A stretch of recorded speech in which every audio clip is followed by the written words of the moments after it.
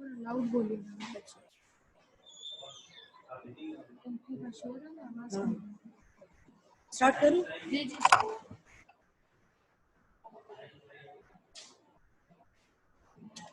Hello, अस्सलाम वालेकुम।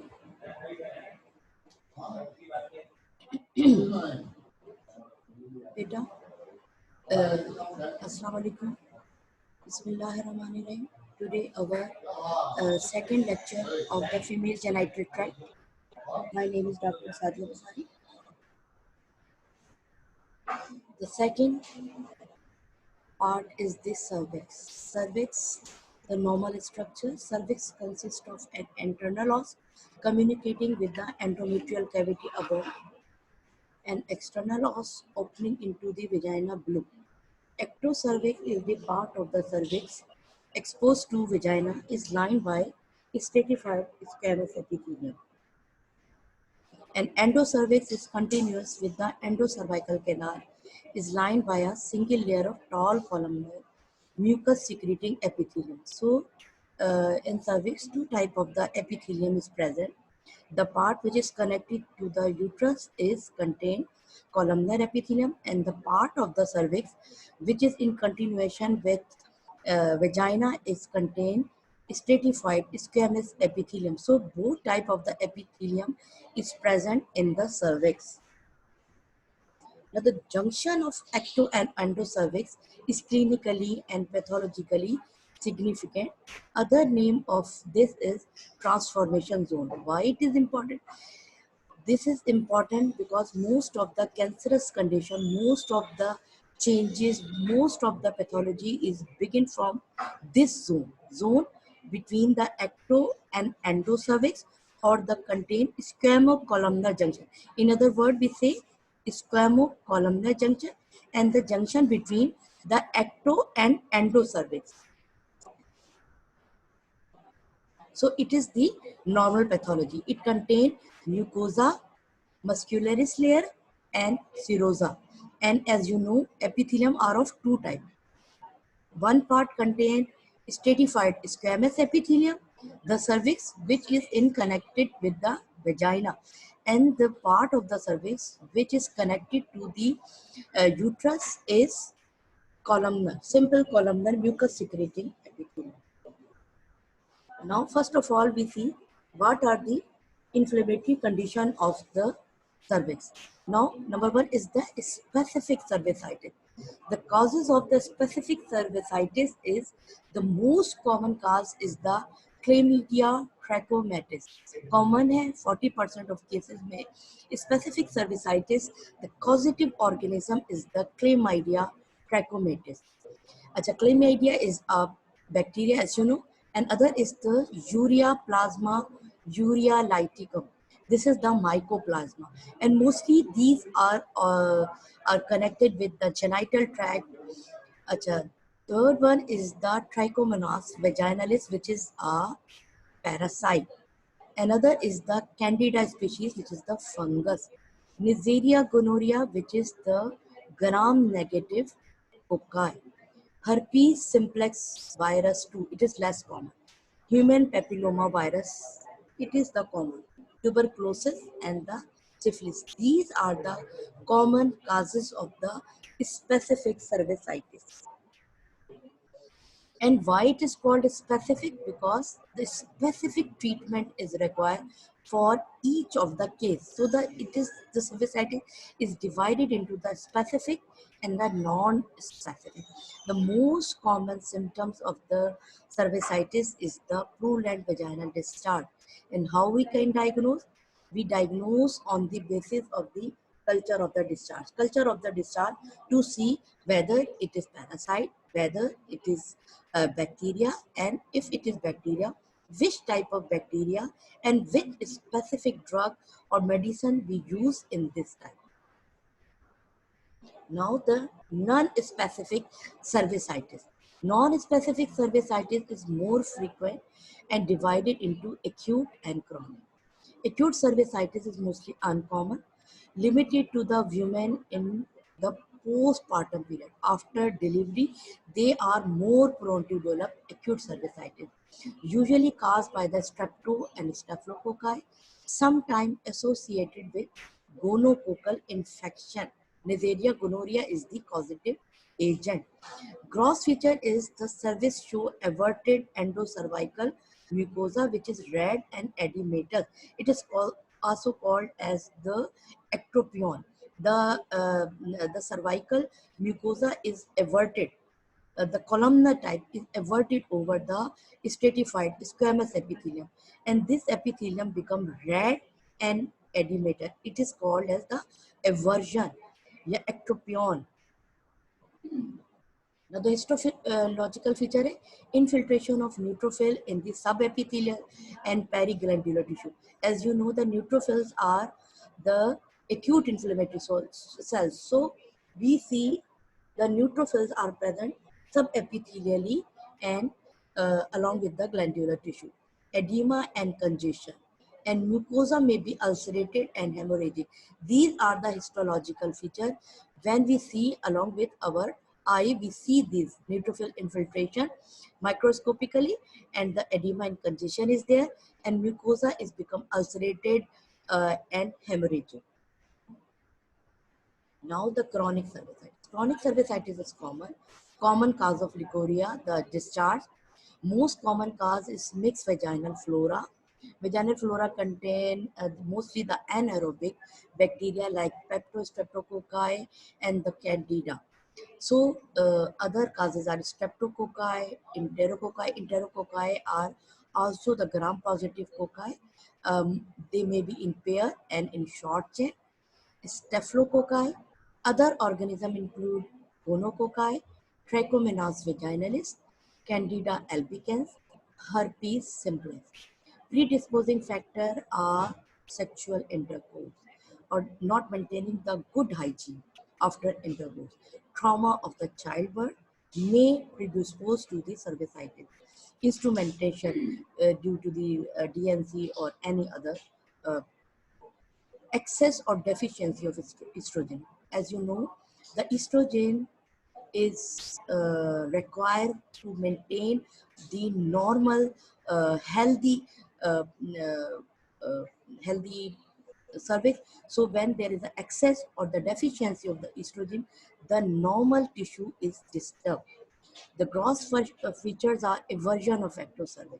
Here the ectocervix is everted with hyperemia, edema, excessive blood supply due to the hepatitis.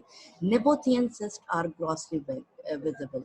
Nephothian cyst is that the endocervix is edematous, and we can see from the vagina when the endocervix or the part of the endocervix is visualized by the vagina, it is called the Nabatean cyst. The endocervix is visualized from the vagina or averted over the ectocervix. It is called the Nabatean cyst, grossly visible. Histological feature है extensive infiltrate of lymphocyte, plasma cells, macrophages, subepithelium. As you know, the lymphocyte, plasma cell, all are the chronic inflammatory cells. So these inflammatory cells are present in chronic cervicitis. Surface epithelium may be normal or may show squamous metaplasia. As you know, metaplasia is the conversion of the adult epithelial or mesenchymal tissue into an other type. So the epithelium, which is the columnar, is changed into the squamous type. It is called as the squamous metaplasia. There may be a formation of lymphoid follicle, which is called as the follicular cervicitis. Now you can see here the columnar epithelium is changed into the squamous, and this is the picture of the chronic cervicitis with squamous metaplasia. And you can here see the gland. You can see here the columnar epithelium, which is the part of the endocervix, and in below side, which is mentioned by the black arrow, it is changed into the squamous epithelium. So here we can see the chronic endocervicitis with squamous metaplasia. Now, the second, after the inflammation, the second is the cervical polyp.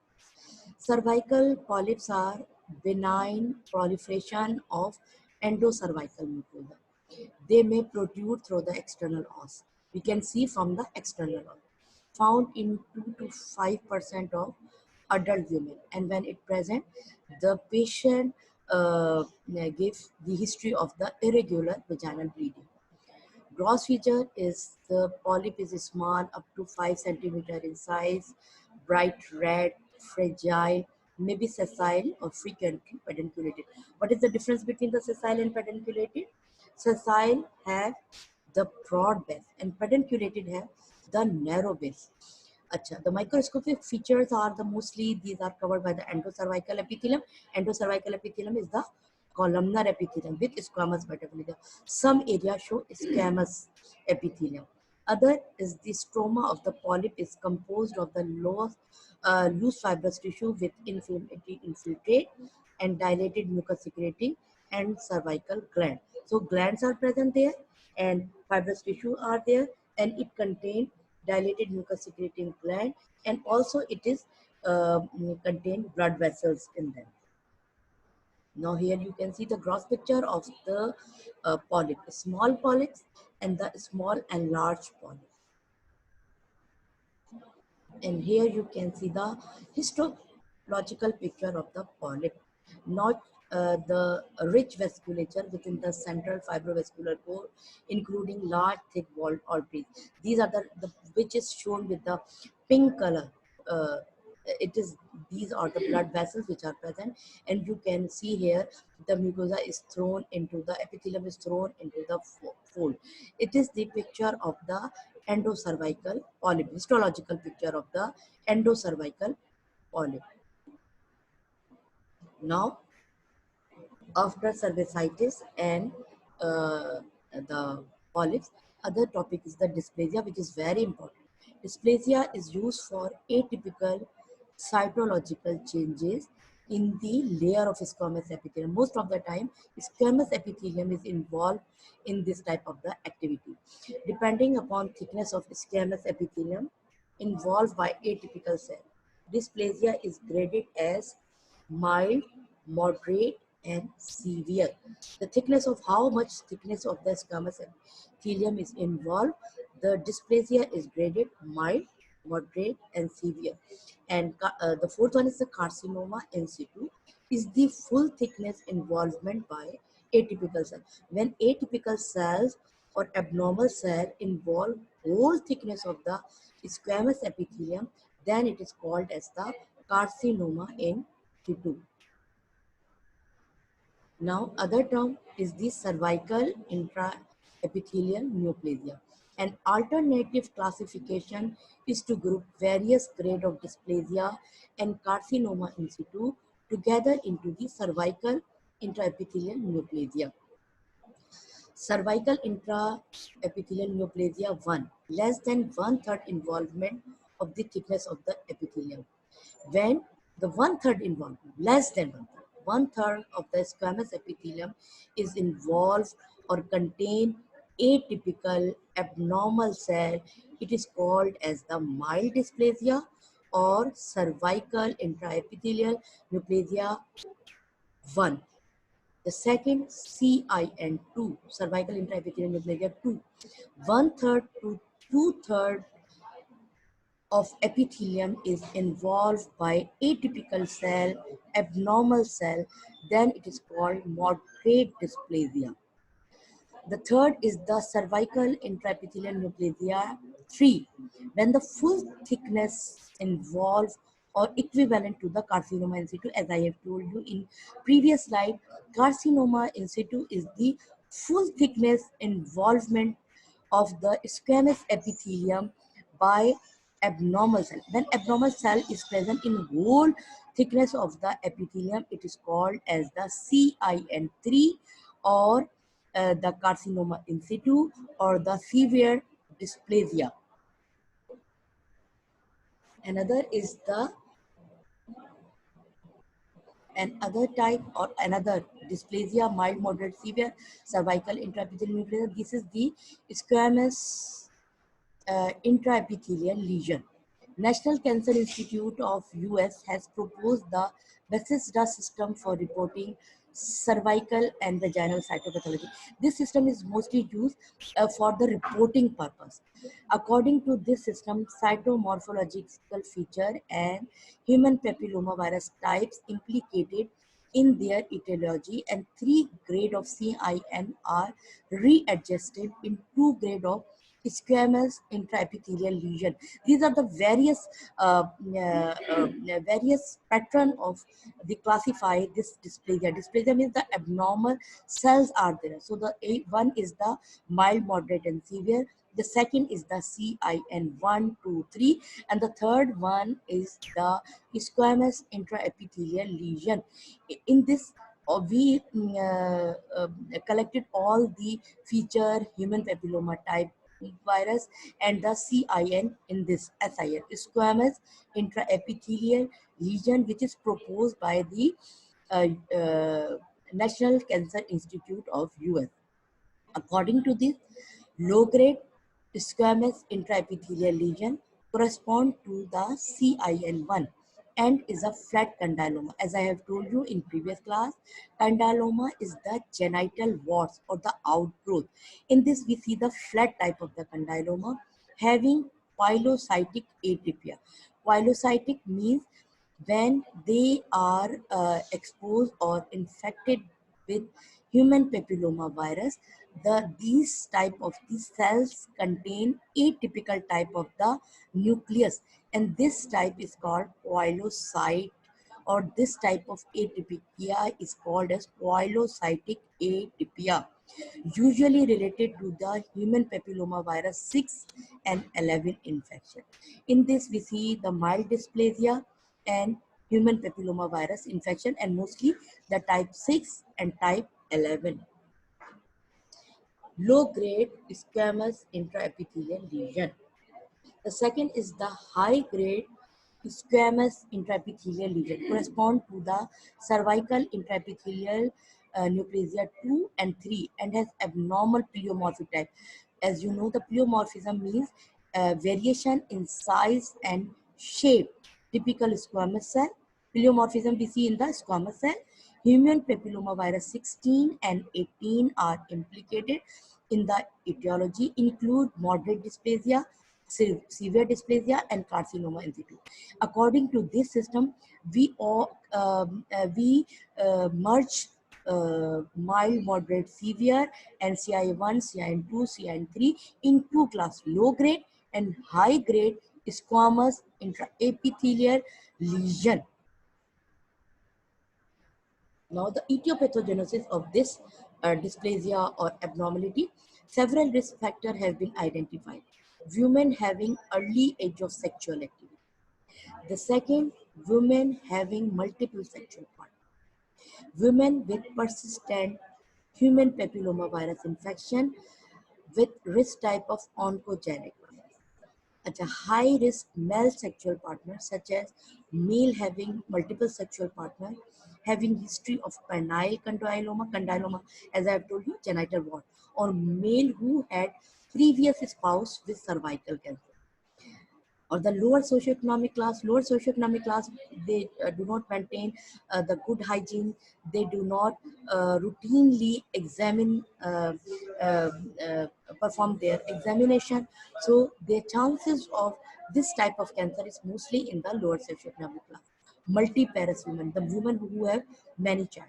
Promiscuous women, the women with multiple sexual partner.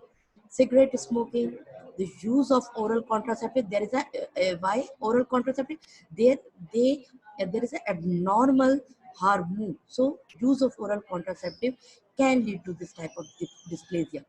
And other is the human immune deficiency virus infection, AIDS, and immune suppression. When our immunity is suppressed due to any cause, the chances of any type of infection is more. And as dysplasia of the cervix is, or the chances of the cancer is more in those patients who are immunity suppressed, who have HIV infection. So these are the common etiopathogenesis. The virological factors which are involved in this, the high risk human papilloma virus are type 16 and 18. Mostly you remember this, Human papilloma virus type 16 and 18 are less often involved. Other types of less वो है type 31, 33, 52 and 58. Mostly this type are involved. Low risk human papilloma virus 6 and 11 are found mostly frequently in the condylomas, genital warts, and mixed high and weak. When though both are present 16, 18, 6 and 11, mostly they are found in dysplasias. In high risk, mostly they cause the cancerous condition, carcinoma of the cervix, and mixed high and low risk 6, 16, 18, 6 and 11 are found in the dysplasia when the abnormal cells are present in the epithelium.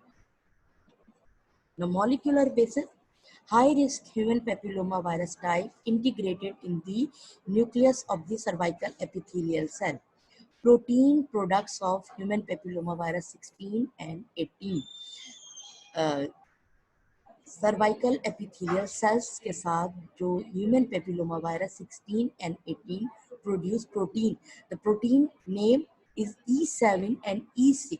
These are the oncoprotein. These E7 and E6 are produced by human papilloma virus 16 and 18. They integrated in the cervical epithelial cell and inactivate the tumor suppressor gene, which are P53 and RB1, retinoblastoma 1 gene, thus permitting uncontrolled cellular proliferation. When they suppress tumor suppression gene, their growth is uncontrolled, so they causes the uncontrolled cellular proliferation. However, all women who have human papilloma virus infection, not necessarily they develop invasive cancer. Women who have persistent infection along with another cofactor are at greater risk to develop progression of the lesion. Not necessarily that they have only the human papilloma virus, all the women develop the invasive cancer when human papilloma virus along with other cofactor, as I have told you in dysplasia, if they are present, their chances of the invasive cancer is more. So this is the molecular basis of the dysplasia, and later you see are the etiology of the cervical cancer. Now the ultrastructural studies increase mitochondria and free ribosome, depletion of the normally accumulated glycogen in surface cells. The surface cell contain less glycogen. This change is basis of the Schiller test. In this test, suspected cervix, which have the dysplasia or the CF, is painted with the solution of iodine and potassium iodide. Cancerous cell, if present, fail to stand because of lack of glycogen.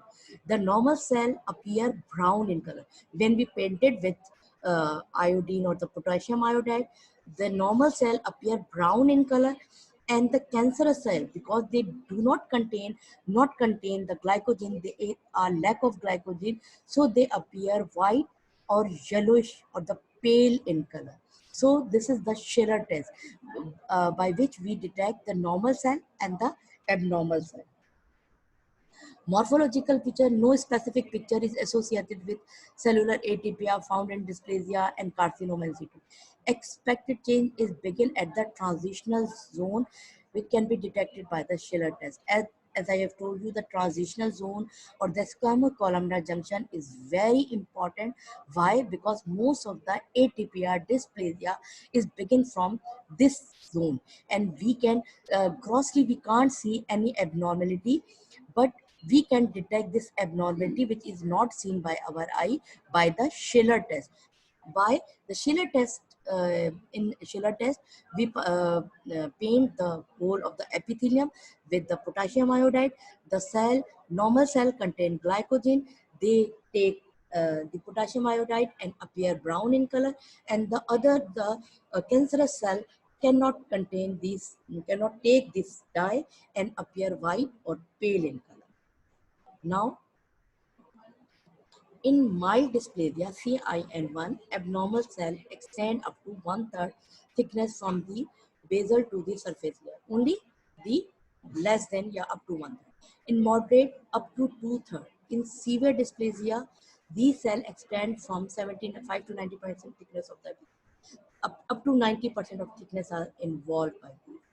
In carcinoma in situ included in segment 3, entire thickness from the basement membrane to the surface show dysplastic cell, abnormal cell, atypical cell.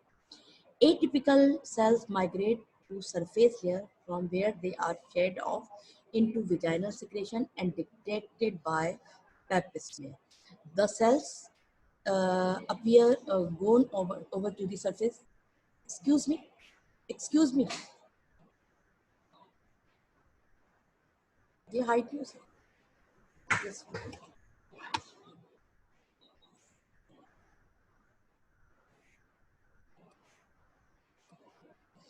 So, atypical cell migrate from the base to the surface layer, from where they are shed off into the vaginal secretion and detected by the pap smear. Atypical cells show crowding of the cell. What are the abnormalities which we see in the atypical cell? Pleomorphism, variation in size and shape, high nucleus to the cytoplasmic ratio. They become 1:1. Coarse and irregular nuclear chromatin, numerous mitosis is we see in this. Of dysplasia and carcinoma in situ, CIN or SIN is made by exfoliative cytology. The cell which are borne to the surface and appear in the vaginal secretion, they are taken and we perform the cytological study to see the type of the cell. What we see, more severe changes are hyperchromasia, nucleus become hyperchromatic, dark purple in color, nuclear membrane folding, cell maturation is decreased, mostly the immature cells are there. In low grade dysplasia, CIN1 and low grade squamous intraepithelial lesion, superficial and intermediate cells are shadowed. In severe dysplasia, CIN3 and high grade squamous intraepithelial lesion, desquamated cells are mainly small, dark, and basal cells. So the exfoliative cytology is performed. As I have told you, the abnormal cell goes out to the surface from where they are shed into the vaginal secretion and are taken for the cytological studies. The second diagnostic tool is the colposcopy. Colposcopy, by the colposcopy, we directly visualize the cervical area or the cervix, and we see the more illuminated and more prominently the whole cervix is visualized by our eye. And the third is the cervical biopsy, which is the most important. The number one is the exfoliative cytology, second is the colposcopy, and the third is the cervical biopsy. Now here you can see how we take the pap smear. We insert the speculum through which we insert the stick at the part of the cervix, and we rotate, as you can see in uh, uh, number 2. We slightly rotate this stick, and then we uh, put the stick on the slide, and we can observe. Here you can see the exfoliative cytological changes in normal surface, superficial cell, intermediate cell. And the CIN1 and the low squamous intraepithelial lesion, you can see the pleomorphic nuclei. Nuclei are variation in size and shape. Now the moderate dysplasia, CIN2, and we can see the altered nucleus to cytoplasmic. It become equal. The size of the cell and the size of the nucleus is equal. Moderate. In the severe dysplasia, you can see enlarged irregular nuclei, altered nucleus to cytoplasmic ratio, abnormal cells you can see here. And here you can see the histopathological changes, the normal, mild dysplasia only less than 1/3, moderate dysplasia 2/3, and the severe dysplasia when whole of the thickness of the epithelium is involved by the atypical type cell, abnormal type of the cell, it is called as the severe dysplasia. The cervical screening is recommendation. Annual cervical smear is all in all sexually active women having any risk factor. If there is consecutive pap smear are negative in high risk women or satisfactory in low risk women, frequency of pap smear screening is reduced. Annually is mostly done, but if the three consecutive is become negative or in low risk, then we delay this cervical screening or the pap smear. Invasive. Now the Last one is the invasive cervical. This is all about the dysplasia. Now the invasive cervical cancer. Invasive cervical cancer in about 80% of cases is the squamous cell carcinoma. And unfortunately, cervical cancer is the second most commonest carcinoma in female. The number one is the breast cancer. The second is the cervical cancer. Incidence is high in developing countries with low socioeconomic class. Peak incidence is in fourth to sixth decade of life. Risk factor and etiological factor are the same as for cervical intraepithelial neoplasia as I discussed earlier. Gross feature invasive cervical carcinoma may present three types of the pattern: fungating, ulcerating, and infiltrating. The fungating are exophytic pattern with overgrowth pattern appearing as cauliflower-like growth is the most common type. The carcinoma arises from the squamocolumnar junction. As I have told you, this junction is very much important, which is also called as the transformation zone, transitional zone, where this squamous and columnar epithelium is meet. In advanced stages of disease, widespread destruction and infiltration into adjacent structure like the urinary bladder, rectum, vagina, and the regional lymph node. Distant metastasis in the lung, liver, bone marrow, and kidneys. So, mostly these are the squamous cell carcinoma. And the grossly, we see three types of the pattern: exophytic type of the pattern, ulcerating, which ulcerate, or the third is the infiltrate into the base or infiltrate into the below structure.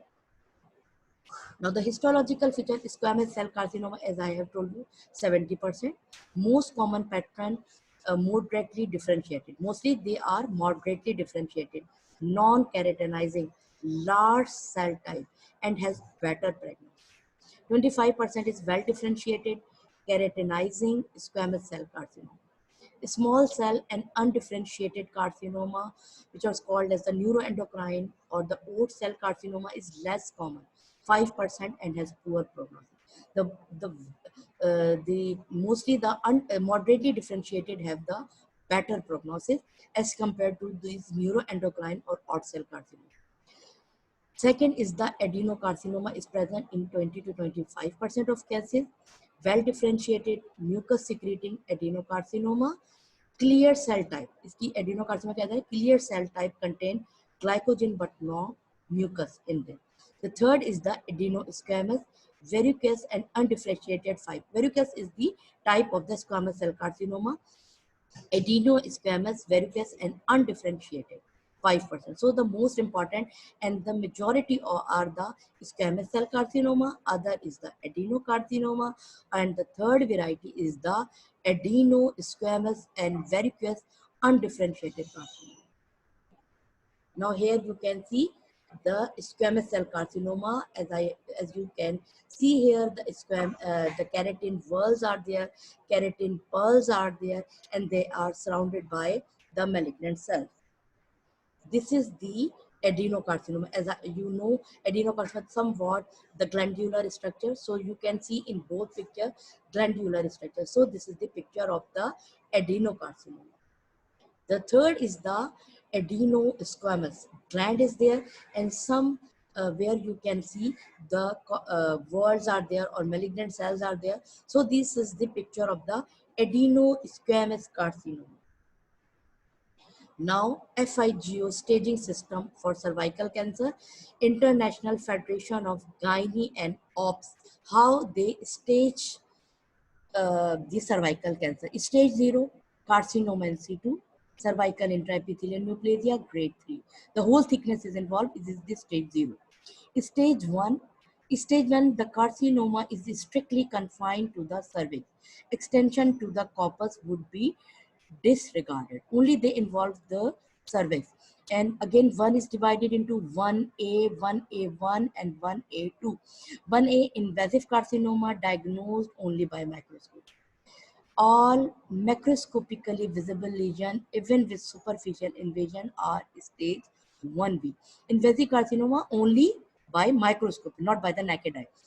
Stage 1A1 measured stromal invasion no greater than 3.0 mm in depth and extension no wider than 7.0 mm. 1A2 measured stromal invasion greater than, उसमें तो greater than 3.0 mm and no greater than 5 mm. 3 से ज़्यादा हो लेकिन 5 से कम with an extension no wider than 7.0 mm. ये हो गया 1. फिर है 1B clinically visible lesion limited to the cervix uteri or preclinical cancerous greater than stage 1A. 1A is the 1B. 1B1 clinically visible lesion no greater than 4.0. वहाँ पर था 3, यहाँ आ गया 4. Stage 1B2 clinically visible lesion greater than 4.0. So all are the stage 1, the carcinoma confined to the cervix. All the stages are 1A, 1A1, 1A2, 1B, 1B1 and 1B2, but they are confined to the cervix. Now the stage 2, cervical carcinoma invade beyond the uterus, but not to the pelvic wall or to the lower third of the vagina. 2 is again divided into 2A and 2B. No obvious parametrial involvement. The surrounding structure is not involved. Stage 2B, obvious parametrial involvement. The structure along with the uterus, they involved in this. Now this is the stage 2. Now the third is the stage 3. The carcinoma has extended to the pelvic wall. On rectal examination, there is no cancer. Free space between the tumor and the pelvic wall. All are occupied by the carcinoma. Again, 3 is divided into the 3A and 3B. Tumor involves lower third of the vagina with no extension to the pelvic wall.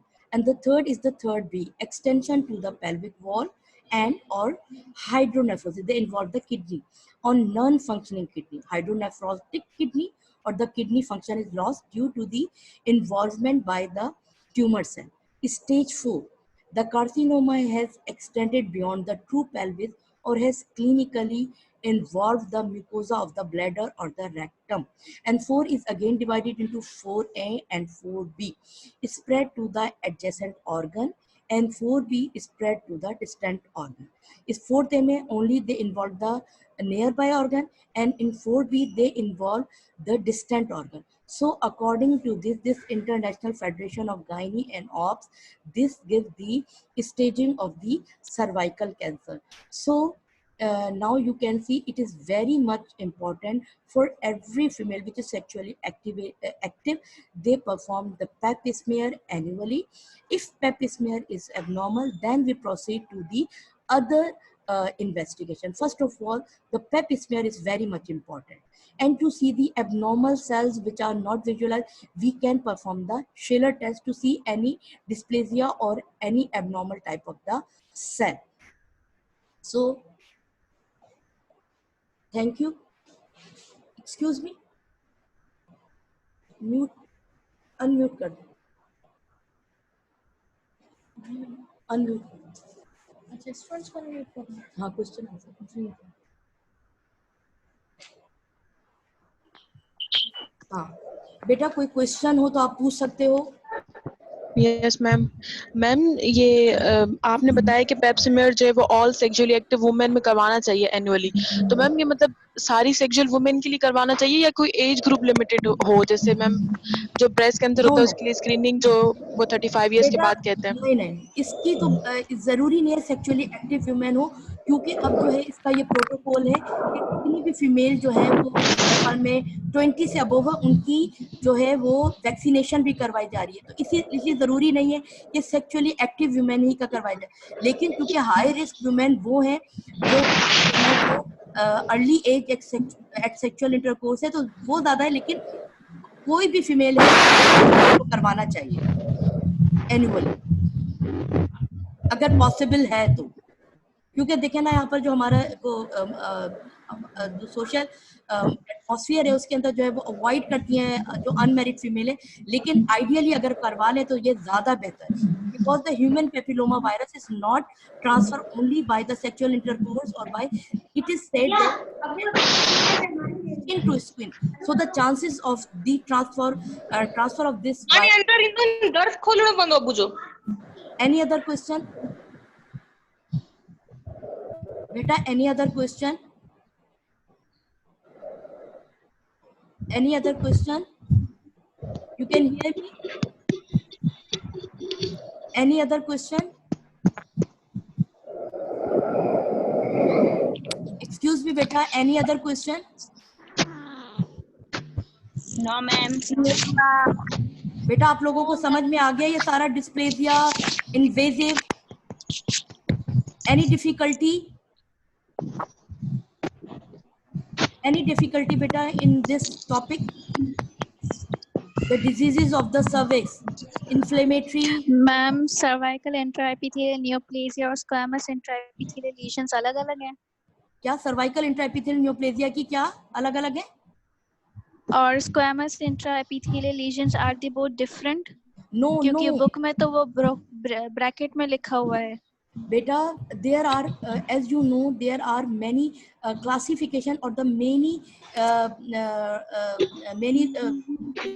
to distribute this dysplasia. Number one is the mild, moderate and severe, then again CIN, and other this is the cervical squamous intraepithelial lesions are mostly they are used for reporting purpose, to report the cytopathology of the cervix. So it is mostly it is used this squamous intraepithelial lesions or this classification is mostly for the reporting purpose.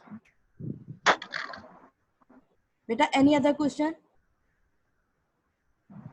But it is necessary to you know the what is the dysplasia, what are the types, or what are the different reporting programs of this cervical intraepithelial neoplasia. Why? As have told you that it is a commonest tumor in female after the breast cancer. Any other question? Any other question, beta?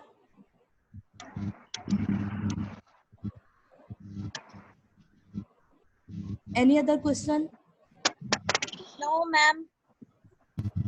बेटा stop कर दें? Yes, ma'am. कर दें. कोई है question बेटा? Thank you, ma'am. Thank you बेटा. Thank you, ma'am. Thank you.